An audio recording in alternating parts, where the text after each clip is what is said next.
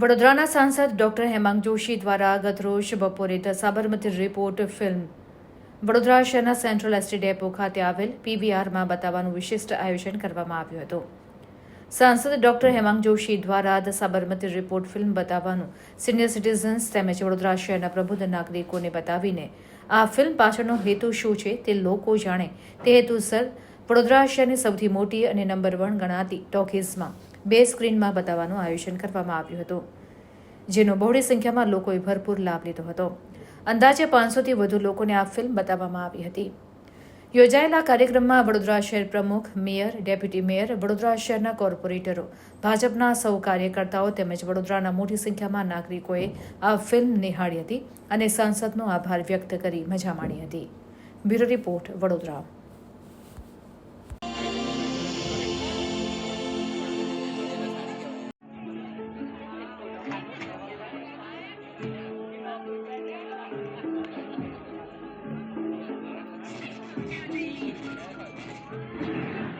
कुछ ही दिनों वडोदरा लोकसभा सभ्य नागरिक द साबरमती रिपोर्ट एक एवी मूवी कि जे डेमोक्रेसी दुरुपयोग करी અને કયા પ્રકારે વિવિધ પ્રકારની ભ્રમણા ફેલાવી અને વાતાવરણ કરવાનો જે તે સમયે પ્રયત્ન યુપીએની સરકારમાં થયો હતો અને એને અનકવર કરતી મૂવી એ આ સાબરમતી રિપોર્ટ.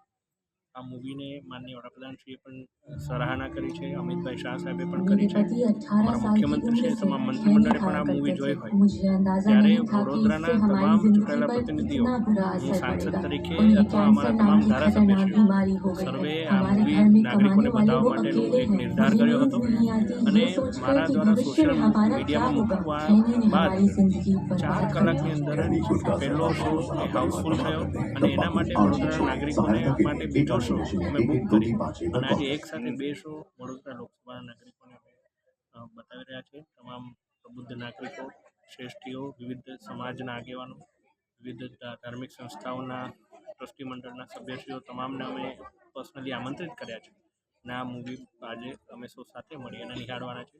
મારી સાથે અમારા ભારતીય જનતા પાર્ટીના તમામ ચૂંટાયેલા પ્રતિનિધિશ્રીઓ, મેયરશ્રી, ડેપ્યુટી મેયરશ્રી, ધારાસભ્યશ્રી, સંગઠનના પ્રમુખશ્રી, મહામંત્રીશ્રીઓ પણ સાથે આવી અને આ ફિલ્મ નિહાળી.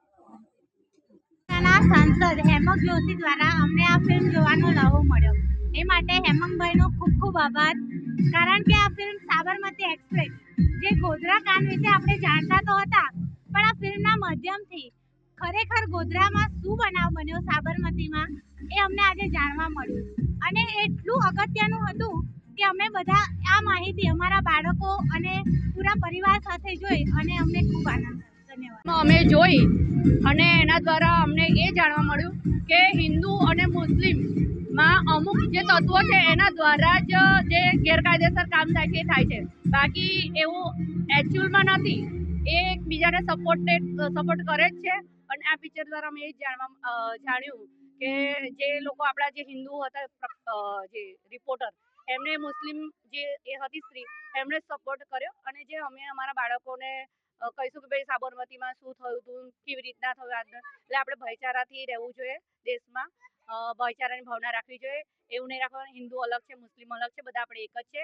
આપણે ભારત દેશમાં રહીએ છીએ, આપણે આપણા દેશનું નામ આગળ રહે એ રીતના કરવું જોઈએ. અને જે અહીંયા આ મૂવી અમને જે સાંસદ દ્વારા જાણવા, એટલે જે સાંસદથી અમે પ્રેરિત થઈને અહીંયા આવ્યા હતા, એમણે શું કહેવાય રશ્મિબેન વાઘેલા છે, હેમાંગ જોશી, ડોક્ટર હેમાંગ જોશી. બહુ સરસ મૂવી છે. જે આ 2002માં ગોધરા ટ્રેન હત્યાકાંડ થયું હતું તે ખરેખર આ મૂવી દ્વારાથી જ જોવા મળે છે આપણને. અને આ મેસેજ મૂવી દ્વારા એટલો સરસ મેસેજ પાસ થાય છે કે આપણ સૌ વડોદરાની જનતા આ મૂવી જુઓ અને સૌને ઉજાગર કરો કે આ મૂવીથી આપણને ખરેખર જે સંવાદ હતું એ નથી અને આપણે સૌ લાવો લઈએ. એ ભારત માતા કી જય, વંદે मातरम, जय जय कवि गुजरात.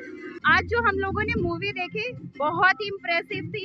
एक्चुअली यह देख के पता चलता है कि भारत देश में सच कुछ दिनों के लिए छुप सकता है, पर हकीकत में सच हमेशा के लिए छुप नहीं सकता है. साबरमती एक्सप्रेस, ये साबरमती रिपोर्ट जो आज मूवी हमने देखी, वो सच में एक ऐसी मूवी थी जिससे ये पता चला कि कुछ समय के लिए सच छुपा हुआ था, पर किसी एक अच्छे इंसान की वजह से सच सामने आया है. तो इसके लिए thank you thank you so much.